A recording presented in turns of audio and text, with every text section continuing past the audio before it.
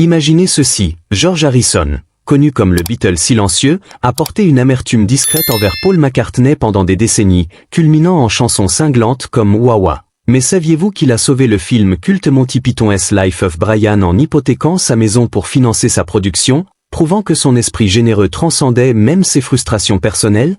Si cette facette cachée d'une légende vous intrigue déjà, likez la vidéo dès maintenant et abonnez-vous pour plonger dans plus d'histoires inédites sur les icônes de la musique, vous ne voulez pas rater la prochaine révélation. George Harrison n'a jamais été l'homme le plus bruyant de la pièce. Il ne s'emportait pas, ne faisait pas de scandale et élevait rarement la voix en public. Mais derrière ce calme apparent du Beatle silencieux se cachait une amertume discrète qu'il a portée durant ses années au sein du groupe et bien au-delà de la séparation. Il admirait, respectait, aimait même ses camarades musiciens, et pourtant, l'un d'eux lui a causé plus de douleur que quiconque. Pour comprendre cette histoire, il faut revenir là où tout a commencé, dans un bus scolaire à Liverpool, où un adolescent avec une guitare usée a rencontré un garçon qui allait changer sa vie à jamais. Le début d'un lien fraternel, teinté d'admiration, mais qui s'effriterait avec le temps. George Harrison est né le 25 février 1943, ou était-ce le 24? Longtemps, il a célébré son anniversaire le 25, mais des recherches familiales plus tard ont révélé qu'il était en fait né juste avant minuit le 24, un détail qu'il a découvert sur le tard et qui l'a amusé, soulignant son sens de l'humour discret face au mystère de la vie. Le plus jeune de 4 enfants dans une famille modeste de Liverpool, son père Harold travaillait comme receveur d'autobus, tandis que sa mère Louise encourageait l'amour de la musique chez son fils.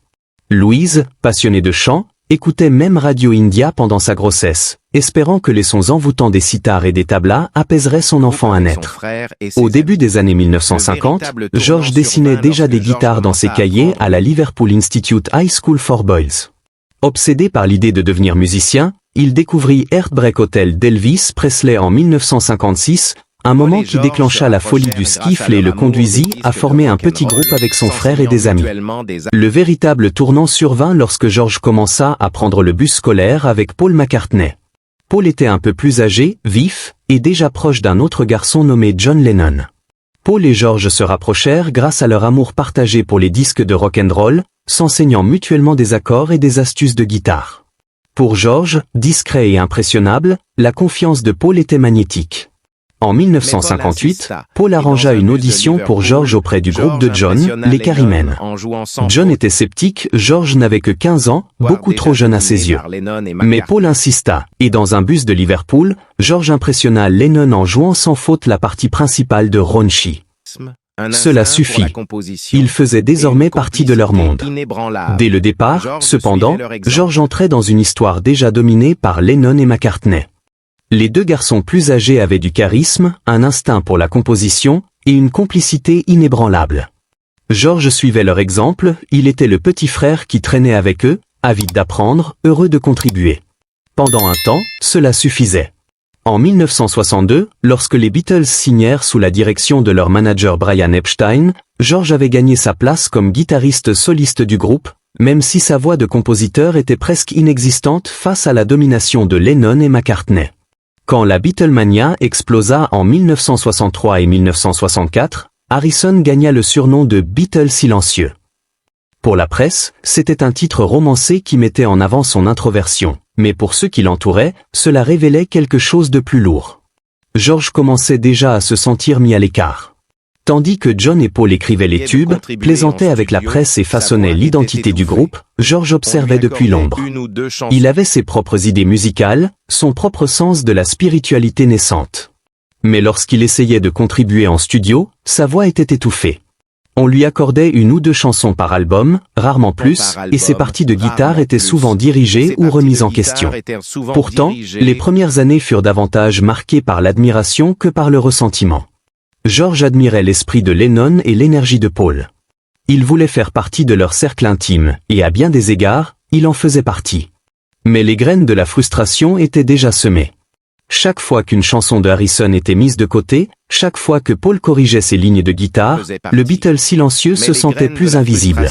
Et ce qui avait commencé comme une proximité fraternelle avec Paul McCartney se transformait lentement, presque imperceptiblement, en quelque chose de plus sombre. Au milieu des années 1960, les Beatles n'étaient plus les joyeux garçons de Liverpool. Ils étaient devenus le groupe le plus célèbre de la planète. Chaque disque battait des records de vente. Chaque chanson semblait définir une génération. Pourtant, au sein du groupe, la dynamique changeait. Paul McCartney avait pris un rôle de plus en plus dominant en studio. John Lennon commençait à se tourner vers sa relation avec Yoko Ono, et George Harrison cherchait encore sa propre voix. Des albums comme Rubber Soul et Revolver commencèrent à révéler la croissance de Harrison en tant que compositeur. Des morceaux comme If I Needed Someone et Taxman prouvaient qu'il avait sa propre perspective distinctive. Taxman, en particulier, était audacieux, une protestation en colère contre le système fiscal britannique, un sujet bien éloigné des chansons d'amour habituelles. John Lennon aida même George à polir quelques lignes, bien que ce fût à contre-cœur. Paul, quant à lui, avait l'habitude de prendre les choses en main. George se souvenait plus tard que Paul intervenait sans y être invité, dictant les arrangements ou modifiant des parties jusqu'à ce que George se sente comme un musicien de second plan dans son propre groupe. Le point de bascule survint lors de Sgt Pepper's Lonely Hearts Club Band en 1967. L'album reposait en grande partie sur la vision de McCartney, son concept, son perfectionnisme. George, de son côté, approfondissait ses intérêts spirituels. Il avait découvert le sitar et la musique classique indienne, l'intégrant dans des titres comme Within You Without You. C'était une chanson audacieuse et inhabituelle qui se démarquait sur le disque, mais l'expérience laissa Harrison partager. D'un côté, elle cimenta son identité comme force créative unique. De l'autre, elle souligna combien il y avait peu de place pour lui dans un groupe dominé par le tandem Lennon-McCartney. Lorsque le groupe commença à travailler sur le White Album en 1968, Harrison n'était plus satisfait de rester l'observateur silencieux. Il apporta certaines de ses meilleures compositions, des morceaux comme While My Guitar Gently Weeps. Pourtant, même là, il rencontra de la résistance. Frustré par l'indifférence de ses camarades, George fit appel à son ami Eric Clapton pour jouer la partie de guitare solo iconique, un geste qui soulignait à quel point il se sentait exclu de son propre groupe. La présence de Clapton força les autres à prêter attention, un rappel que la musique de George méritait du respect, mais les affrontements avec Paul s'intensifièrent. L'approche méticuleuse de McCartney agaçait Harrison. Pendant les sessions d'enregistrement, Paul lui disait souvent comment jouer de la guitare, allant parfois jusqu'à jouer les parties lui-même. L'un des heurts les plus célèbres eut lieu avec le single Hey Jude en 1968. George voulait ajouter des riffs de guitare durant la longue coda de la chanson, mais Paul refusa, exigeant que l'espace reste dégagé. Pour George, il ne s'agissait pas seulement de notes, c'était le fait d'être constamment relégué au second plan. Il se sentait invisible, étouffé par la volonté de Paul de contrôler chaque détail. La situation ne fit qu'empirer pendant Abbey Road. George avait écrit Something, l'une des plus grandes chansons d'amour du rock. Frank Sinatra la qualifiera plus tard de plus belle chanson d'amour jamais écrite. George demanda à Paul de garder la ligne de basse simple afin de laisser respirer la mélodie. Paul l'ignora, jouant au contraire l'une de ses lignes de basse les plus élaborées et mélodiques. Pour les fans, c'était brillant. Pour Harrison, c'était un nouvel exemple de Paul qui ne respectait pas ses souhaits. Le ressentiment n'était plus caché. Il était réel, personnel, et le rongeait de l'intérieur. À la fin de 1968, l'admiration pour Paul s'était transformée en toute autre chose. L'homme que George avait autrefois considéré comme un grand frère était désormais la source de ses plus grandes frustrations, et le Beatle silencieux qui élevait rarement la voix commençait à atteindre son point de rupture. Si ces tensions en coulisses vous captivent, likez pour montrer votre intérêt et abonnez-vous à la chaîne, on explore plus de drames musicaux comme celui-ci toutes les semaines. En janvier 1969, les Beatles se réunirent au studio de Twickenham pour commencer à travailler sur ce qui deviendrait finalement Let It Be. L'idée, largement poussée par Paul McCartney, était de revenir à leurs racines, enregistrement en direct, peu de surimpression, et même la possibilité d'un concert public. Mais ce qui devait raviver le groupe ne fit que révéler à quel point ils étaient fracturés. Pour George Harrison, ce fut la goutte d'eau. Les caméras tournaient pendant que le groupe répétait. Au lieu de camaraderie, elles capturèrent un malaise palpable. John Lennon était distrait, souvent absent, davantage concentré sur Yoko Ono que sur le groupe. Ringo Starr restait poli mais en retrait, et Paul McCartney, toujours déterminé, toujours au contrôle, endossait le rôle de chef d'orchestre, poussant les sessions en avant et dictant la manière dont la musique devait sonner. George, qui avait passé des années à être mis de côté, se retrouvait encore une fois traité comme si ses contributions étaient secondaires. La tension éclata dans un échange devenu célèbre, filmé sur le vif. Paul donnait des instructions à George sur la façon de jouer la partie de guitare pour la chanson Two of Us. George, visiblement frustré, finit par craquer, mais à sa manière discrète. Il répondit, « Je jouerai tout ce que tu veux que je joue, ou je ne jouerai pas du tout si tu ne veux pas. Quoi que ce soit qui puisse te faire plaisir, je le ferai. » Ces mots n'étaient pas criés, ils n'étaient pas sarcastiques, ils étaient résignés, un drapeau blanc qui révélait des années d'étouffement artistique.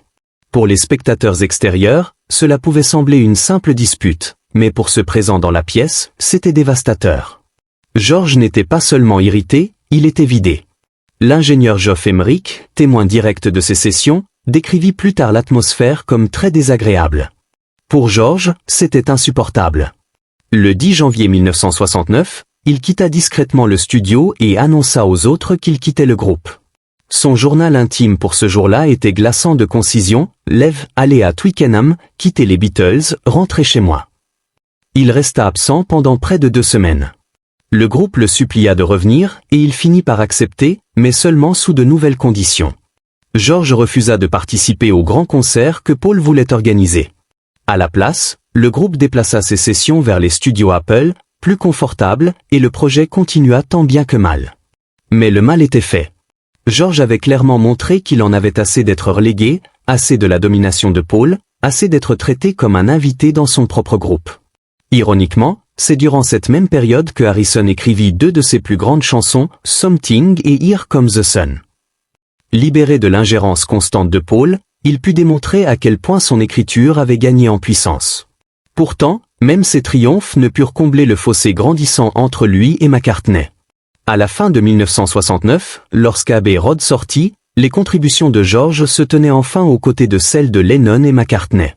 Les critiques saluèrent Something comme un chef-d'œuvre. Sinatra la qualifia de plus belle chanson d'amour du siècle, et les fans adorèrent Here Comes the Sun. Mais pour Harrison, la reconnaissance arrivait trop tard. L'amertume demeurait. Les Beatles étaient au bord de l'effondrement, et le ressentiment de George envers Paul s'était transformé en quelque chose de permanent. En 1970, les Beatles étaient finis. Ce que le public vit, ce fut Paul McCartney annonçant la rupture en avril.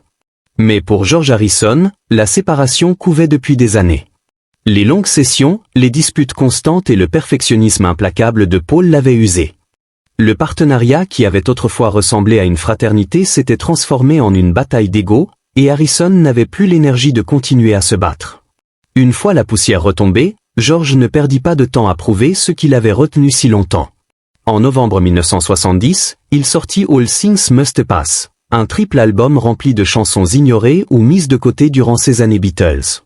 Pour les fans, ce fut une révélation. Des titres comme My Sweet Lord, What is Life, Isn't It a Pity montrèrent au monde que le Beatle silencieux débordait de talent depuis toujours. Mais parmi les déclarations spirituelles et les envolées mélodiques, une chanson révéla la profondeur de son amertume. Wah Wah ne parlait pas d'une pédale de guitare. C'était une métaphore du vacarme et de la frustration que Harrison ressentait au sein des Beatles. Les paroles étaient acerbes, dirigées contre l'atmosphère étouffante du studio, pour beaucoup, contre Paul McCartney en particulier. George avoua plus tard que la chanson avait été écrite le jour où il avait quitté le groupe en janvier 1969. C'était sa façon d'exprimer le ressentiment qu'il avait gardé enfoui si longtemps. You've given me Wah, and I'm thinking of you, chantait-il, sa voix dégoulinant de mépris. Et Harrison n'en avait pas fini. L'amertume refit surface en 1973 avec Sume, Suyu Blues, écrite pendant les batailles judiciaires qui suivirent la séparation. Paul avait intenté une action en justice en 1971 pour dissoudre le partenariat commercial des Beatles, une décision que George et les autres considérèrent comme une trahison, même si elle était légalement nécessaire. La chanson se moquait des interminables procédures judiciaires, mais il était clair qu'une grande partie de la frustration de George était dirigée contre Paul, qui avait forcé la rupture légale.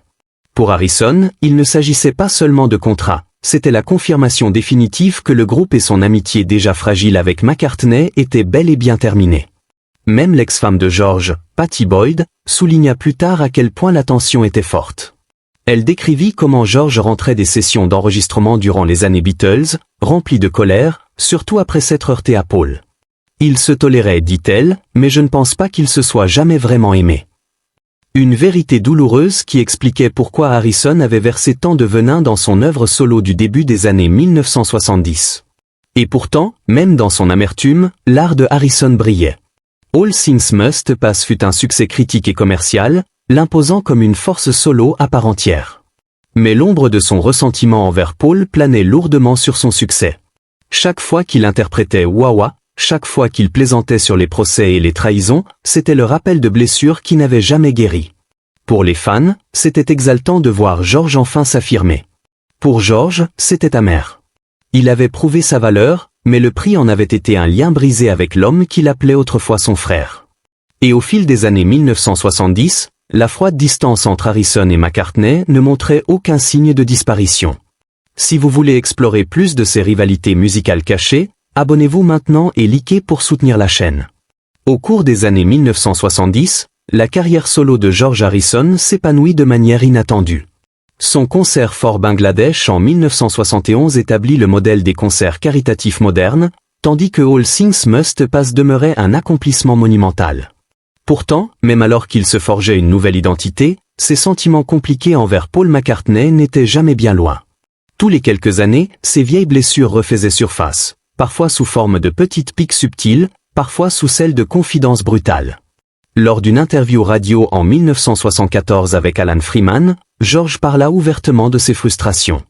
Il admit, sans hésitation, qu'il n'avait aucune confiance en lui comme guitariste après des années passées dans l'ombre de Paul. « Il m'a ruiné comme guitariste », déclara Harrison d'un ton sec.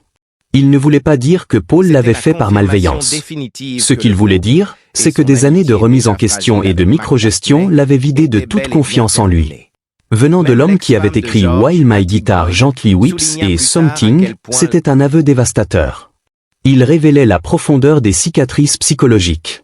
La même année, George reconnut qu'il pourrait facilement rejoindre un groupe avec John Lennon, mais pas avec Paul. Paul est un excellent bassiste, dit-il, mais il est parfois un peu écrasant. Ce n'était pas dit avec méchanceté, mais avec une honnêteté fatiguée. Harrison respectait le talent de Paul, mais trouvait son perfectionnisme étouffant. Pour George, collaborer avec Paul signifiait renoncer à de l'espace créatif.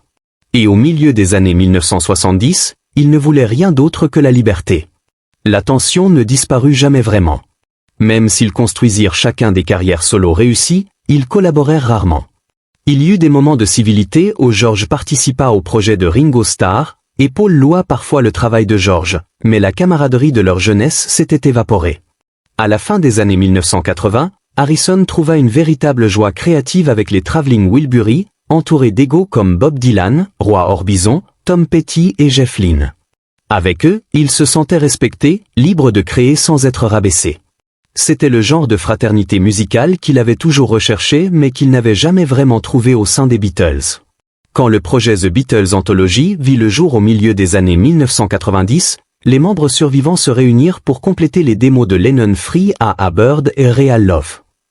Pour le public, ce fut un moment historique de réconciliation. Mais en coulisses, les vieux schémas refirent surface. Le producteur Jeff Lynne se souvenait que George levait les yeux au ciel chaque fois que Paul devenait trop autoritaire. Paul lui-même admit plus tard, on s'agaçait mutuellement, mais on a tenu bon. La vérité, c'est que la tension ne disparut jamais vraiment, même 3 décennies après la séparation. Les interviews de cette période révélèrent la même distance glaciale. George pouvait se montrer poli lorsqu'on l'interrogeait sur Paul, mais il exprimait rarement de la chaleur. À un moment donné, lorsqu'on lui demanda s'il regrettait d'avoir fait partie des Beatles, George répondit sèchement, « Pas avec les autres. » Non. C'était une remarque cinglante, du genre que seul George pouvait formuler ou calme, posé, mais indéniablement tranchant. À la fin des années 1990, George Harrison s'était largement retiré de la vie publique. Il consacrait davantage de temps à sa famille et à son vaste domaine de Friar Park, où il pouvait jardiner, jouer de la musique en privé et échapper aux pressions qui avaient marqué la plus grande partie de sa vie. Mais derrière ce calme, Harrison livrait une bataille qu'aucune guitare ne pouvait gagner. En 1997, on lui diagnostiqua un cancer de la gorge. La radiothérapie lui offrit une brève rémission, mais la maladie revint, se propageant à ses poumons puis à son cerveau. Le Beatle autrefois silencieux le devint plus encore, se retirant de la célébrité alors qu'il affrontait ses dernières années. Même dans la maladie, l'esprit vif de George ne disparut jamais complètement. Lors de l'une de ses dernières apparitions publiques dans un chat en ligne en 2001, un fan lui demanda « Est-ce que Paul t'énerve encore ?» George répondit non pas directement, mais par une citation espiègle d'un proverbe victorien « Ne scrute pas un ami à la loupe. Tu connais ses défauts, alors laisse passer ses faiblesses. » C'était philosophique, élégant, et indéniablement pointu. Il reconnaissait les défauts sans nier l'histoire. C'était l'essence même de George Harrison. Malgré tout, il y eut un dernier moment de réconciliation. Alors que l'état de George s'aggravait fin 2001, Paul McCartney lui rendit visite à New York. La rencontre fut calme, dépouillée du bruit et de la compétition qui avaient marqué leur relation. Ils s'assirent ensemble, se tenant par la main, chose qu'ils n'auraient jamais faite dans leur jeunesse. Paul décrivit plus tard cette rencontre comme un rêve, c'était mon petit frère. Nous avons plaisanté. Nous avons parlé de choses absurdes. C'était comme si nous rêvions. Dans ces derniers jours, l'amertume semblait s'être dissipée, remplacée par le lien simple de deux hommes qui avaient grandi ensemble, survécu à une célébrité inimaginable ensemble, et à leur manière, s'étaient profondément aimés. Le 29 novembre 2001, George Harrison mourut à l'âge de 58 ans, entouré de son épouse Olivia et de son fils Danny. Ces derniers mots furent simples mais profonds, aimez-vous les uns les autres. Pour un homme qui avait passé une grande partie de sa carrière éclipsée et souvent amère, ce fut une déclaration finale de paix. Dans les jours qui suivirent, les hommages affluèrent du monde entier. Paul McCartney était visiblement bouleversé. S'adressant aux journalistes, il qualifia George de « brave gars » et le désigna une fois encore comme son petit frère. Il demanda aux fans de se montrer bienveillants envers Olivia et Danny, louant George comme un homme d'humour, de force et de talent immense. Le producteur George Martin se souvint de lui comme d'une star réticente, quelqu'un qui n'avait jamais vraiment voulu de la gloire, seulement la possibilité de faire de la musique et de mener une vie pleine de sens.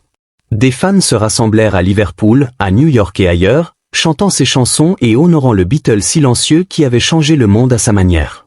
Et pourtant, derrière les hommages, une vérité demeurait. George Harrison avait porté une amertume silencieuse envers Paul McCartney durant une grande partie de sa vie. Ils avaient connu des moments de chaleur, des moments de rire, et enfin une réconciliation fragile. Mais les cicatrices ne s'étaient jamais totalement refermées. Jusqu'au bout, Harrison incarna les contradictions, doux mais mordant, spirituel mais blessé, loyal mais rancunier. Son silence parlait plus fort que les mots, et sa musique révélait des vérités qu'il disait rarement à voix haute. Pour Paul, le chagrin fut lourd. Chaque année depuis, il a marqué l'anniversaire de George par des hommages, interprétant des chansons comme « Something » en concert et rappelant au monde le petit frère qu'il avait autrefois éclipsé, avec qui il s'était heurté, et qu'il n'avait finalement jamais cessé d'aimer. Mais au-delà de cette relation complexe avec Paul, George Harrison cachait d'autres facettes fascinantes qui enrichissent son héritage. Par exemple, saviez-vous qu'il était un passionné de Formule 1, assistant à des courses et devenant ami avec des pilotes comme Jackie Stewart, au point de composer une chanson hommage intitulée Fast en 1979, inspirée par ce monde de vitesse et d'adrénaline? Ou encore, son rôle pivotal dans le cinéma, en 1978, quand Amy a abandonné le financement de Monty Python's Life of Brian à cause de son contenu controversé, George a hypothéqué sa maison pour injecter 2 millions de dollars via sa société Handmade Film, sauvant le projet et lançant une carrière de producteur qui inclut des classiques comme The Long Good Friday et Time Bandit. Il a même produit le film Shanghai Surprise en 1986 avec Madonna et Sean Penn, bien que ce fût un flop ou un risque qu'il prenait par passion pour le storytelling visuel. George était aussi un jardinier obsessionnel, transformant les 120 acres de Friar Park en un paradis botanique, plantant des arbres rares et créant des grottes inspirées de son voyage spirituel en Inde. Il disait souvent que le jardinage était sa thérapie, un moyen de trouver la paix loin des studios. Et parlons de sa musique expérimentale. En 1968, il a composé la bande-son pour le film Wonderwall, un album instrumental psychédélique avec des invités comme Ringo Starr et Eric Clapton, qui a influencé des artistes comme Oasis. D'ailleurs, leur hit Wonderwall tire son nom de ce projet méconnu. Moins connu encore, George avait un faible pour les ukulélés, en collectionnant des centaines et les offrant à des amis comme Tom Petty, affirmant que cet instrument simple apportait une joie pure, loin des complexités des Beatles. Il a même aidé Phil Collins à surmonter son divorce en lui envoyant une lettre hilarante et une démo personnalisée, un geste d'humour qui montre son côté espiègle et bienveillant. Son intérêt pour l'occulte et les ovnis ajoutait une couche mystique. Il croyait aux extraterrestres et finançait des recherches sur les crop circles, influencé par sa quête spirituelle qui l'a mené à l'hindouisme et à une amitié profonde avec Ravi Shankar. Et saviez-vous que sa première chanson pour les Beatles, Don't Botte Me, a été écrite alors qu'il était alité avec une grippe en 1963, prouvant que même malade, son génie créatif bouillonnait?